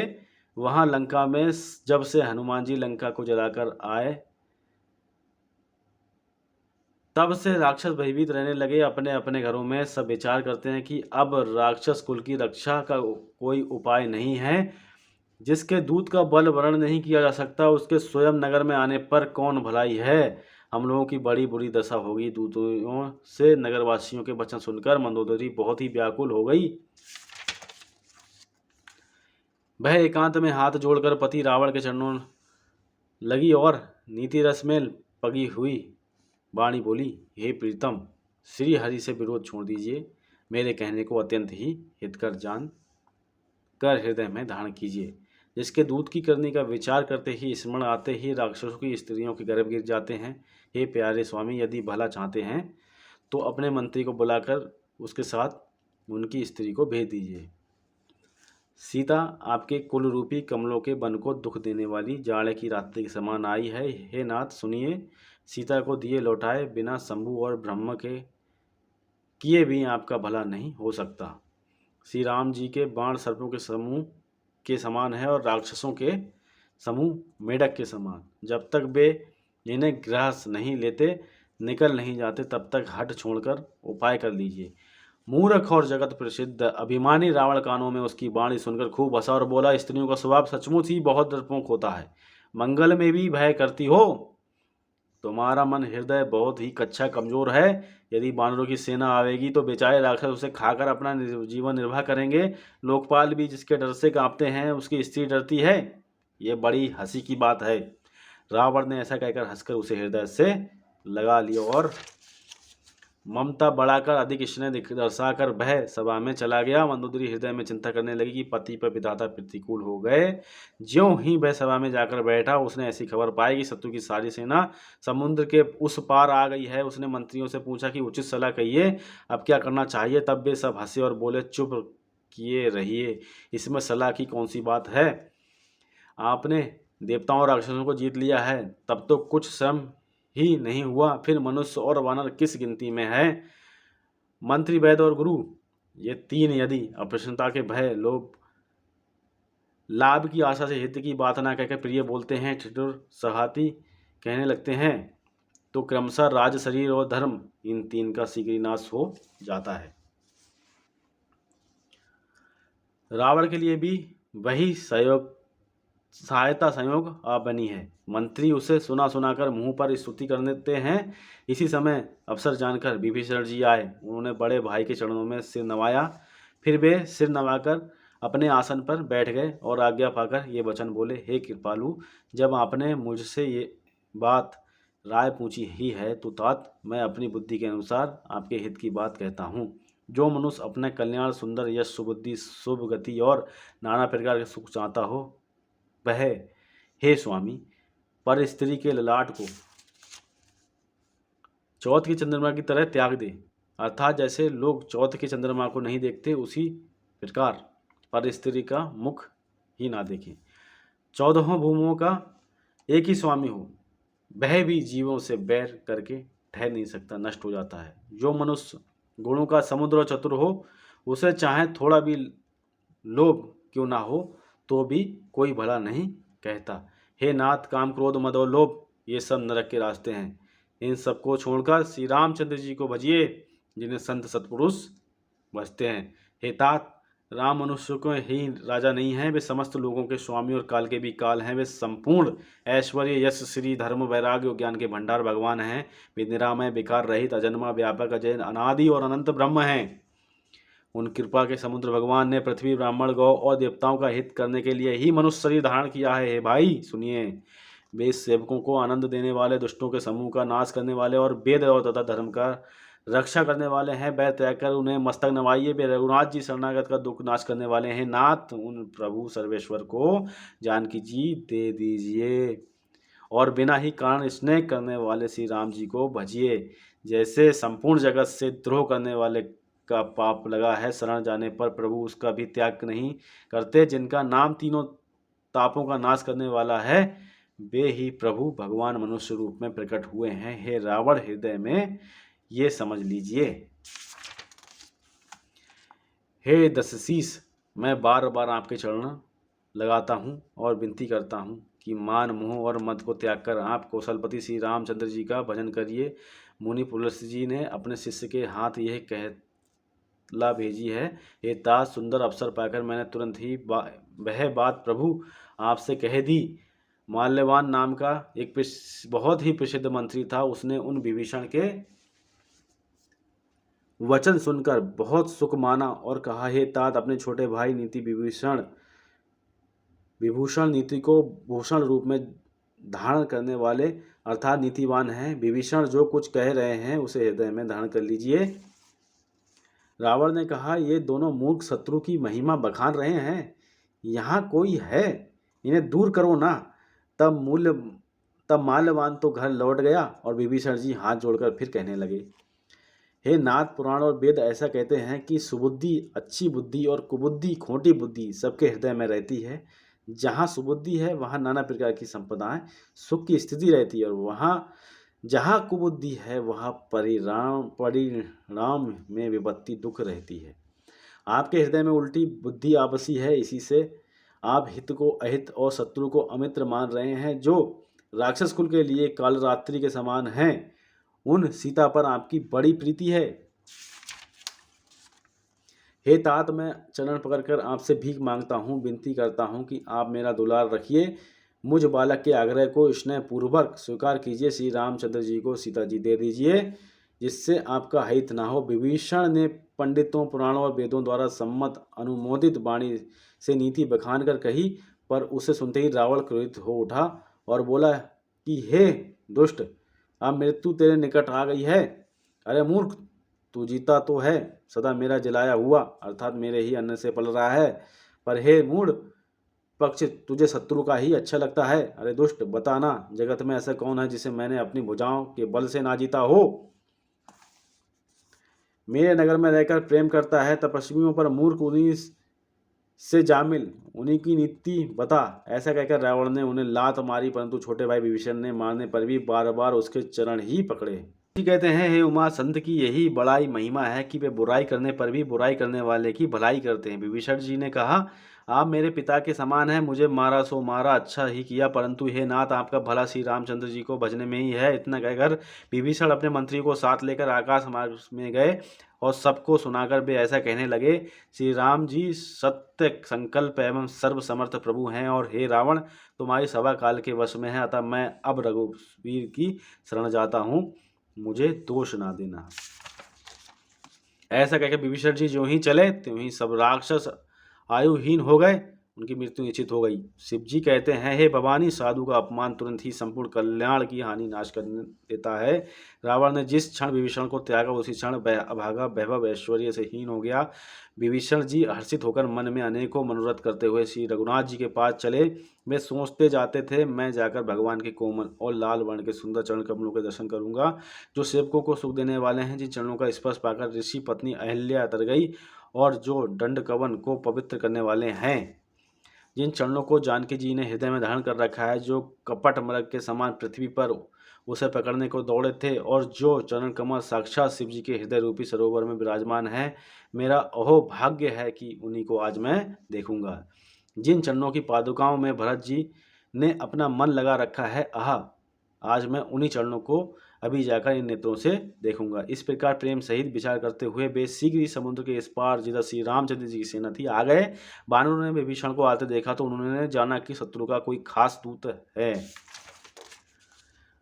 उन्हें पहरे पर ठहरा कर वे सुग्रीव के पास आए और उनके सब समाचार कह सुनाए। सुग्रीव ने श्री रामचंद्र के पास जाकर कहा कि हे रघुनाथ जी, सुनिए, रावण का भाई आपसे मिलने आया है। प्रभु श्री रामचंद्र जी ने कहा, हे मित्र, तुम क्या समझते हो, तुम्हारी क्या राय है। बानर जी सुग्रीव ने कहा, हे महाराज सुनिए, राक्षसों की माया जानी नहीं जाती। इच्छानुसार सब रूप बदलने वाला छली ना जाने किस प्रकार आया है, जान पड़ता है ये मूर्ख हमारा भेद लेने आया है, इसलिए मुझे तो ये अच्छा लगता है, इसे बांध रखा जाए।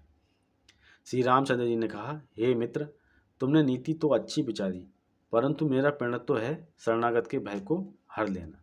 प्रभु के वचन सुनकर हनुमान जी हर्षित हुए और मन ही मन कहने लगे कि भगवान कैसे शरणागत वत्सल शरण में आए हुए पर पिता की भांति प्रेम करते लगते हैं। श्री रामचंद्र जी फिर बोले, जो मनुष्य अपने अहित का अनुमान करके शरण में आए हुए का त्याग कर देता है, वे पामश शूद्र हैं, पापमय हैं, उन्हें देखने में भी हानि है, पाप लगता है। जैसे करोड़ों ब्राह्मणों की हत्या लगी हो, शरण में आने पर मैं उसे भी नहीं त्यागता। जीव ज्यों ही मेरे सम्मुख होता है त्यों ही उसके करोड़ों जन्मों के पाप नष्ट हो जाते हैं। पापी का यह सहज स्वभाव होता है कि मेरा भजन उसे कभी नहीं सुहाता। यदि वह रावण का भाई निश्चय ही दुष्ट हृदय का होता तो क्या वह मेरे सम्मुख आ सकता था। जो मनुष्य निर्मल मन का होता है वही मुझे पाता है। मुझे कपट और छल छिद्र नहीं सुहाते। यदि उसे रावण ने भेद लेने को भेजा है, तब भी हे सुग्रीव, अपने को कुछ भी भय या हानि नहीं है, क्योंकि हे सखे, जगत में जितने भी राक्षस हैं, लक्ष्मण क्षण भर में उन सबको मार सकते हैं और यदि वह भयभीत होकर मेरे शरण आया है तो मैं उसे प्राणों की तरह रखूंगा। कृपा के धाम श्री रामचंद्र जी ने हंसकर कहा, दोनों ही स्थितियों में उसे ले आओ। तब अंगद और हनुमान सहित सुग्रीव जी कृपालु श्री रामचंद्र जी की जय हो कहते हुए चले।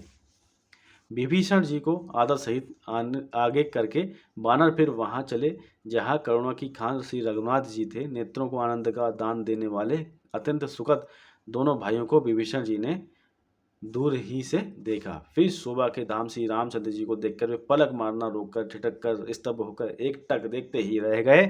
भगवान की विशाल भुजाएं हैं, लाल कमल के समान नेत्र हैं और शरणागत के भय का नाश करने वाला सांवरा शरीर है। सिंह के से कंधे हैं, विशाल वक्ष स्थल, चौड़ी छाती अत्यंत शोभा दे रही है। असंख्य कामदेवों के मन को मोहित करने वाला मुख है। भगवान के स्वरूप को देखकर विभीषण जी के नेत्रों में प्रेमाश्रुओं का जल भर आया और शरीर अत्यंत पुलकित हो गया। फिर मन में धीरज धरकर उन्होंने कोमल वचन कहे, हे नाथ, मैं दशमुख रावण का भाई हूँ। हे देवताओं के रक्षक, मेरा जन्म राक्षस कुल में हुआ है। मेरी तामसी शरीर है, स्वभाव से ही मुझे पाप प्रिय हैं। जैसे उल्लू को अंधकार पर सहज स्नेह होता है, मैं कानों से आपका सुयश सुनकर आया हूँ कि प्रभु भव जन्म मरण के भय का नाश करने वाले हैं। हे दुखियों के दुख दूर करने वाले और शरणागत को सुख देने वाले रघुवीर, मेरी रक्षा कीजिए, रक्षा कीजिए। प्रभु ने उन्हें ऐसा कहकर दंडवत करते देखा तो वे अत्यंत हर्षित होकर तुरंत उठे। विभीषण जी इसके दीन वचन सुनने पर प्रभु के मन को बहुत ही भाए। उन्होंने अपनी विशाल भुजाओं से पकड़कर उनको हृदय से लगा लिया।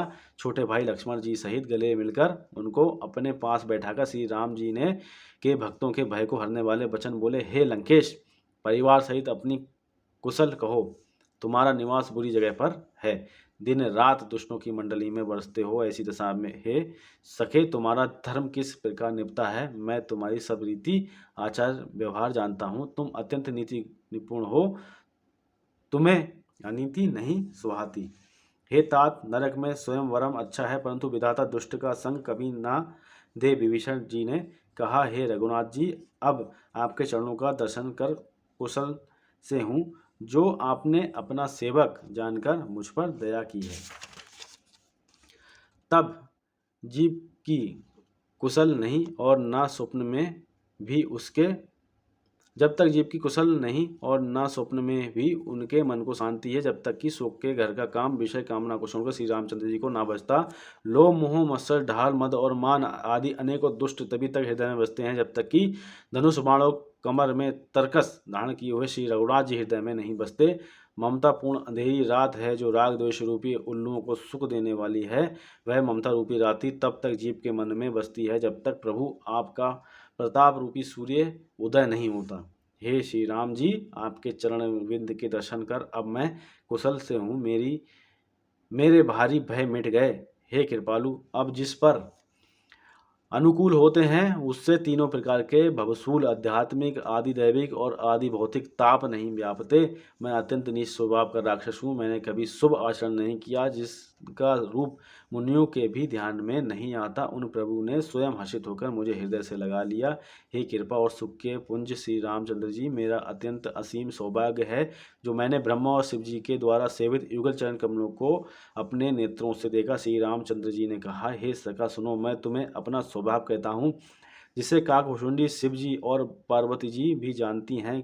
कोई मनुष्य संपूर्ण जड़ चेतन जगत का द्रोही हो, यदि वह भी भयभीत होकर मेरी शरण तरकर आ जाए और मद मोह तथा नाना प्रकार के छल कपट त्याग दे तो मैं उसे शीघ्र साधु के समान कर देता हूँ। माता पिता भाई पुत्र स्त्री शरीर धन घर मित्र और परिवार, इन सबके ममर्ष रूपी तागों को बटोर कर और उन सबकी एक डोरी बनाकर उसके द्वारा जो अपने मन को मेरे चरणों में बांध देता है, सारे संसारी संबंधों का केंद्र मुझे बना लेता है। जो समदर्शी है, जिसे कुछ इच्छा नहीं है और जिसके मन में हर्ष शोक और भय नहीं है, ऐसे सज्जन मेरे हृदय में कैसे बसता है जैसे लोभी के हृदय में धन बसा रहता है। तुम सजी के संत ही मुझे प्रिय हो। मैं और किसी के निहोरे से कृतज्ञता बस देह धारण नहीं करता। जो सगुण भगवान के उपासक हैं, दूसरे के हित में लगे रहते हैं, नीति और नियमों में दृढ़ हैं और जिन्हें ब्राह्मणों के चरणों में प्रेम है, वे मनुष्य मेरे प्राणों के समान हैं। हे लंकापति सुनो, तुम्हारे अंदर उपयुक्त सब गुण हैं, इससे तुम मुझे अत्यंत ही प्रिय हो। श्री रामचंद्र जी के वचन सुनकर सब वानरों के समूह कहने लगे, कृपा के समूह श्री रामचंद्र जी की जय हो। प्रभु की वाणी सुनते हैं और उसे कानों के लिए अमृत जानकर विभीषण जी अघाते नहीं हैं, वे बार बार श्री रामचंद्र जी के चरण कमलों को पकड़ते हैं। अपार प्रेम है, हृदय में समाता नहीं। विभीषण जी ने कहा, हे देव, हे चराचर जगत के स्वामी, हे शरणागत के रक्षक, हे सबके हृदय के भीतर की जानने वाले, सुनिए। मेरे हृदय में पहले कुछ वासना थी, कुछ प्रभु के चरणों की प्रीति रूपी नदी में बह गई। अब तो हे कृपालु शिव जी के मन को सदैव प्रिय लगने वाली अपनी पवित्र भक्ति मुझे दीजिए। एवमस्तु, ऐसा ही हो कहकर रणधीर प्रभु श्री रामचंद्र जी ने तुरंत ही समुद्र का जल मांगा और कहा, हे सखा, यद्यपि तुम्हारी इच्छा नहीं है, पर जगत में मेरा दर्शन अमोघ है, वह निष्फल नहीं जाता। ऐसा कहकर श्री रामचंद्र जी ने उनको राजतिलक कर दिया। आकाश से पुष्पों की अपार वर्षा हुई। श्री राम जी ने रावण के क्रोध रूपी अग्नि में जो अपनी विभीषण की श्वास वचन रूपी पवन से प्रचंड हो रही थी, जलते हुए विभीषण को बचा लिया, उसे अखंड राज्य दिया। शिव जी ने संपत्ति रावण को 10 सिरों की बलि देने पर दी थी, वही संपत्ति श्री रघुनाथ जी ने विभीषण को बहुत सकुचित हुए दी। ऐसा परम कृपालु प्रभु को छोड़कर जो मनुष्य दूसरे को भजते हैं, वे बिना सींग पूंछ के पशु हैं। सबका सेवक जानकर विभीषण को श्री रामचंद्र जी ने अपना लिया। प्रभु का स्वभाव वानरकुल के मन को बहुत भाया। फिर सब कुछ जानने वाले, सबके हृदय में बसने वाले, सर्वरूप सब रूपों से में प्रकट, सबसे रहित, उदासीन, कारण में भक्तों पर कृपा करने वाले, मनुष्य बने हुए तथा राक्षसों के कुल का नाश करने वाले श्री रामचंद्र जी की नीति की रक्षा करने वाले वचन बोले। हे वीर वानरराज सुग्रीव और लंकापति विभीषण, सुनो। इस गहरे समुद्र को किस प्रकार पार किया जाए। अनेक जाति के मगर, सांप और मछलियों से भरा हुआ ये अत्यंत अथाह समुद्र पार करने में सब प्रकार से कठिन है। विभीषण ने कहा, हे रघुनाथ जी, सुनिए। यद्यपि आपका एक बाण ही करोड़ों समुद्र को सोखने वाला है, सोख सकता है, तथापि नीति ऐसी कही है कि पहले जाकर समुद्र से प्रार्थना की जाए। हे प्रभु, समुद्र आपके कुल में बड़े पूर्वज हैं, वे विचार कर उपाय बतला देंगे, तब रीछ और वानरों की सारी सेना बिना ही परिश्रम के समुद्र के पार उतर जाएगी। श्री राम जी ने कहा, हे सखा, तुमने अच्छा उपाय बताया, यही किया जाए। यदि दैव सहायक हों। ये सलाह लक्ष्मण जी के मन को अच्छी नहीं लगी।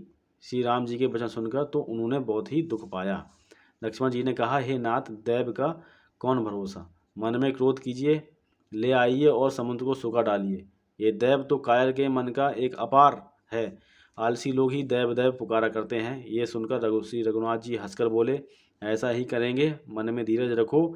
ऐसा कहकर छोटे भाई को समझाकर प्रभु श्री रघुनाथ जी समुद्र के समीप गए। उन्होंने पहले सिर नवाकर प्रणाम किया, फिर किनारे पर कुछ बिठाकर बैठ गए। इधर ज्यों ही विभीषण जी प्रभु के पास आए थे, त्यों ही रावण ने उनके पीछे दूत भेजे थे। कपट से बानर का शरीर धारण कर उन्होंने सब लीलाएं देखी। वे अपने हृदय में प्रभु के गुणों की और शरणागत पर उनके स्नेह की सराहना करने लगे। फिर वे प्रकट रूप में भी अत्यंत प्रेम के साथ श्री रामचंद्र जी के स्वभाव की बड़ाई करने लगे। उन्हें दुर्भाव कपट वेश भूल गया। तब वानरों ने जाना कि ये शत्रु के दूत हैं और वे सब उन सबको बांधकर सुग्रीव के पास ले आए। सुग्रीव ने कहा, सब वानरों सुनो, राक्षसों के अंग भंग करके भेज दो। सुग्रीव के वचन सुनकर वानर दौड़े। दूतों को बांधकर उन्होंने सेना के चारों ओर घुमाया। वानर उन्हें बहुत तरह से मारने लगे। वे दीन होकर पुकारते थे, फिर भी वानरों ने उन्हें नहीं छोड़ा। तब दूतों ने पुकार कर कहा, जो हमारे नाक कान काटेगा उसे कौशलाधीश श्री रामचंद्र जी की सौगंध है। ये कहकर लक्ष्मण जी ने सबको निकट बुलाया। उन्हें बड़ी दया लगी। इससे हंसकर उन्होंने राक्षसों को तुरंत ही छोड़ दिया और उनसे कहा, रावण के हाथ में ये चिट्ठी देना और कहना, हे कुलघातक लक्ष्मण के शब्दों संदेश से को बाँचो।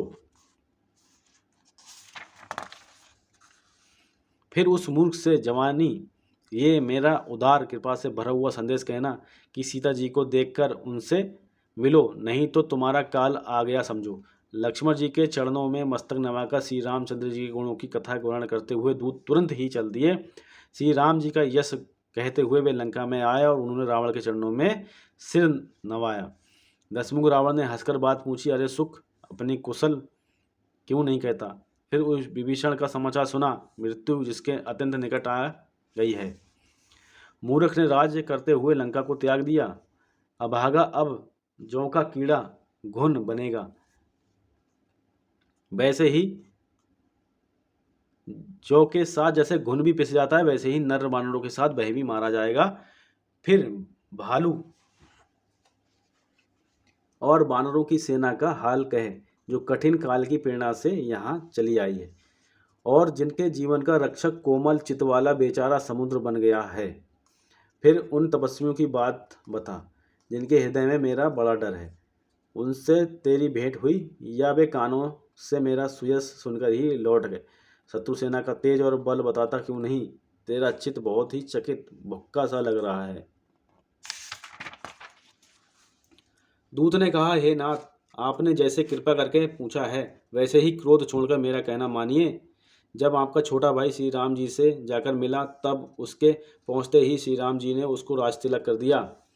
हम रावण के दूत हैं, ये कानों से सुनकर वानरों ने हमें बांधकर बहुत कष्ट दिए, यहाँ तक कि वे हमारे कान नाक काटने लगे। श्री राम जी की शपथ दिलाने पर कहीं उन्होंने हमको छोड़ा। हे नाथ, आपने श्री राम की सेना पूछी, सो वह तो 100 करोड़ मुखों से भी वर्णन नहीं की जा सकती।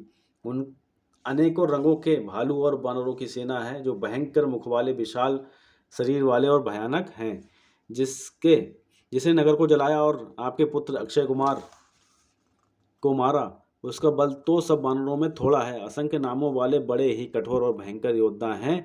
उनमें असंख्य हाथियों का बल है और वे बड़े ही विशाल हैं। द्विविध, मयंक, नील, नल, अंगद, गद, विकटस, दधिमुख, केसरी, निषठ, सठ तथा जाम्बान, ये सभी बल की राशि हैं। ये सब वानर बल में सुग्रीव के समान है, और इनके जैसे एक दो नहीं करोड़ों हैं। उन बहुत सौ को गिन ही कौन सकता है। श्री राम जी की कृपा से उनमें अतुलनीय बल है। वे तीनों लोगों को तृण के समान तुच्छ समझते हैं। हे दशग्रीव, मैंने कानों से ऐसा सुना है कि 18 पद्म तो अकेले वानरों के सेनापति हैं। हे नाथ, उस सेना में ऐसा कोई वानर नहीं जो आपको रण में ना जीत सके। सबके सब अत्यंत क्रोध से हाथ मीचते हैं, पर श्री रघुनाथ जी उन्हें आज्ञा नहीं देते। हम मछलियों और सांपों सहित समुद्र को सोख लेंगे, नहीं तो बड़े बड़े पर्वतों से उसे भरपूर पाट देंगे और रावण को मसल कर धूल में मिला देंगे। सब वानर ऐसा ही वचन कह रहे हैं। सब सहेज ही निडर हैं। इस बार इस प्रकार गरजते और डपटते हैं, मानो लंका को निगल ही जाना चाहते हैं। सब वानर भालू सहज ही सूरवीर हैं। फिर उनके सिर पर प्रभु सर्वेश्वर श्री राम जी हैं। हे रावण, वे संग्राम में करोड़ों कालों को जीत सकते हैं। श्री रामचंद्र जी के तेज, सामर्थ्य, बल और बुद्धि की अधिकता को लाखों शेष भी नहीं गा सकते। वे एक ही बाण से सैकड़ों समुद्रों को सोख सकते हैं। परंतु नीति निपुण श्री राम जी आपके भाई से उपाय पूछा। उनके वचन सुनकर वे श्री राम जी समुद्र से राह मांग रहे हैं। उनके मन में कृपा भरी है। दूत के ये वचन सुनते ही रावण खूब हंसा। जब ऐसी बुद्धि है, तभी तो वानरों को सहायक बनाया है। स्वाभाविक ही डरपोक विभीषण के वचन को प्रमाण करके उन्होंने समुद्र से मचलना ठाना है। अरे मूर्ख, झूठी बड़ाई क्या करता है? बस मैंने शत्रु राम के बल और बुद्धि की था ली। जिसके विभीषण जैसा डरपोक मंत्री हो, उसे जगत में विजय और विभूति ऐश्वर्य कहाँ? दुष्ट रावण के वचन सुनकर दूत को क्रोध बढ़ गया। उसने मौका समझकर पत्रिका निकाली और कहा, श्री राम जी के छोटे भाई लक्ष्मण ने पत्रिका दी है। हे नाथ, इसे बचवाकर छाती ठंडी कीजिए। रावण ने हंसकर उसे बाएं हाथ से लिया और मंत्री को बुलाकर वह मूर्ख उसे बचाने लगा। पत्रिका में लिखा है, हरे मूर्ख, केवल बातों से ही मन को रिझाकर अपने कुल को नष्ट भ्रष्ट ना कर। श्री राम जी से विरोध करके तू विष्णु, ब्रह्मा और महेश की शरण जाने पर भी नहीं बचेगा। या तो तू अभिमान छोड़कर अपने छोटे भाई विभीषण की भांति प्रभु के चरण कमलों का भ्रमर बन जा, अथवा रे दुष्ट श्री राम जी के बाण रूपी अग्नि में परिवार सहित पतंगा हो जा। पत्रिका सुनते ही रावण मन में भयभीत हो गया, परंतु मुख से मुस्कुराता हुआ वह सबको सुनाकर कहने लगा, जैसे कोई पृथ्वी पर पड़ा हुआ हाथ से आकाश को पकड़ने की चेष्टा करता हो, वैसे ये छोटा सा तपस्वी लक्ष्मण भागीलास करता है। सुख दूत ने कहा, हे नाथ, अभिमानी स्वभाव को छोड़कर इस पत्र में लिखी सब बातों को सत्य समझिए। क्रोध छोड़कर मेरा वचन सुनिए। हे नाथ, श्री राम जी से बैर त्याग दीजिए। यद्यपि श्री रघुवीर समस्त लोगों के स्वामी हैं, पर उनका स्वभाव अत्यंत ही कोमल है। मिलते ही प्रभु आप पर कृपा करेंगे और आपका एक भी अपराध भी हृदय में नहीं रखेंगे। जानकी जी, श्री रघुनाथ जी को दे दीजिए। हे प्रभु, इतना कहना मान लीजिए। जब उस दूत ने जानकी जी को देने के लिए कहा, तब दुष्ट रावण ने उसको लात मारी। वह भी विभीषण की भांति चरणों में सिर नवाकर वहीं चला जहां कृपा सागर श्री रघुनाथ जी थे। प्रणाम करके उसने अपनी कथा सुनाई और श्री राम जी की कृपा से अपनी गति मुनि का स्वरूप पाई। शिव जी कहते हैं, हे भवानी जी, वह ज्ञानी मुनि था, अगस्त ऋषि के श्राप से राक्षस हो गया था। बार बार श्री राम जी के चरणों की वंदना करके वह मुनि अपने आश्रम को चला गया। इधर 3 दिन बीत गए, किंतु जड़ समुद्र विनय नहीं मानता। तब श्री राम जी क्रोध सहित बोले, बिना भय के प्रीति नहीं होती। हे लक्ष्मण, धनुष बाण लाओ, मैं अग्नि बाण से समुद्र को सोख डालूं। मूर्ख से विनय, कुटिल के साथ प्रीति, स्वाभाविक ही कंजूस से सुंदर नीति, उदारता का उपदेश, ममता में फंसे हुए मनुष्य से ज्ञान की कथा, अत्यंत लोभी से वैराग का वर्ण, क्रोधी से सम यानी शांति की बात, और कामी से भगवान की कथा, इनका वैसा ही फल होता है जैसे ऊपर से बीज बोने से होता है, अर्थात ऊपर से बीज बोने की भांति ये सब व्यर्थ जाता है। ऐसा कहकर श्री रघुनाथ जी ने धनुष चढ़ाया। ये मत लक्ष्मण जी के मन को बहुत अच्छा लगा। प्रभु ने भयानक अग्नि बाण संधान किया, जिससे समुद्र के हृदय के अंदर अग्नि की ज्वाला उठी। मगर, सांप तथा मछलियों के समूह व्याकुल हो गए। जब समुद्र ने जीवों को जलते जाना, तब सोने के थाल में अनेक मणियों रत्नों को भरकर अभिमान छोड़कर वह ब्राह्मण के रूप में आया। काकभूषुंडी जी कहते हैं, हे गरुड़ जी सुनिए, चाहे कोई करोड़ों उपाय करके सींचे पर केला तो काटने पर ही फलता है। नीच विनय से नहीं मानता, वह डांटने पर ही झुकता है, रास्ते पर आता है। समुद्र ने भयभीत होकर प्रभु के चरण पकड़कर कहा, हे नाथ, मेरे सब अवगुण दोष क्षमा कीजिए। हे नाथ, आकाश, वायु, अग्नि, जल और पृथ्वी, इन सब की करनी स्वभाव से ही जड़ है। आपकी प्रेरणा से माया ने इन्हें सृष्टि के लिए उत्पन्न किया है। सब ग्रंथों ने यही गाया है। जिसके लिए स्वामी की जैसी आज्ञा है, वह उसी प्रकार से रहने में सुख पाता है। प्रभु ने अच्छा किया जो मुझे शिक्षा यानी दंड दी, किंतु मर्यादा जीवों का स्वभाव भी आपकी ही बनाई हुई है। ढोल गंवार, देखिए यहाँ पंक्ति है, ढोल गंवार शूद्र पशु नारी सकल टारना के अधिकारी, यानी कि प्रभु ने अच्छा किया जो मुझे शिक्षा दंड दी, किंतु मर्यादा जीवों का स्वभाव भी आपकी ही बनाई हुई है। ढोल गंवार शूद्र पशु और स्त्री ये सब शिक्षा के अधिकारी हैं, शिक्षा के अधिकारी हैं। ढोल गंवार शूद्र पशु और स्त्री यानी नारी ये सब शिक्षा के अधिकारी हैं। प्रभु के प्रताप से मैं सूख जाऊंगा और सेना पार उतर जाएगी। इसमें मेरी बड़ाई नहीं है, मेरी मर्यादा नहीं रहेगी। तथापि प्रभु की आज्ञा अपेल है, अर्थात आपकी आज्ञा का उल्लंघन नहीं हो सकता, ऐसा वेद गाते हैं। अब आपको जो अच्छा लगे मैं तुरंत वही करूं। समुद्र के अत्यंत विनीत वचन सुनकर कृपालु श्री राम जी मुस्कुराकर कहा, हे तात, जिस प्रकार वानरों की सेना पार उतर जाए वह उपाय बताओ। समुद्र ने कहा, हे नाथ, नील और नल 2 वानर भाई हैं। उन्होंने लड़कपन में ऋषि से आशीर्वाद पाया था। उनके स्पर्श कर लेने से ही भारी भारी पहाड़ भी आपके प्रताप से समुद्र पर तैर जाएंगे। मैं भी प्रभु की प्रभुता को हृदय में धारण कर अपने बल के अनुसार सहायता करूंगा। हे नाथ, इस प्रकार समुद्र को बधाइए, जिससे तीनों लोकों में आपका सुंदर यश गाया जाए। इस बाण से मेरे उत्तर तट पर रहने वाले पाप के राशि दुष्ट मनुष्यों का वध कीजिए। कृपालु और रणधीर श्री राम जी ने समुद्र के मन की पीड़ा सुनकर उसे तुरंत ही हर लिया। श्री राम जी का भारी बल और पौरुष देखकर समुद्र हर्षित होकर सुखी हो गया। उसने उन दुष्टों का सारा चरित्र प्रभु को कह सुनाया, फिर चरणों की वंदना करके समुद्र चला गया। समुद्र अपने घर चला गया। श्री रघुनाथ जी को यह मत यानी उसकी सलाह अच्छी लगी। यह चरित्र कलयुग के पापों को हरने वाला है। इसे तुलसीदास जी ने अपने बुद्धि के अनुसार गाया है।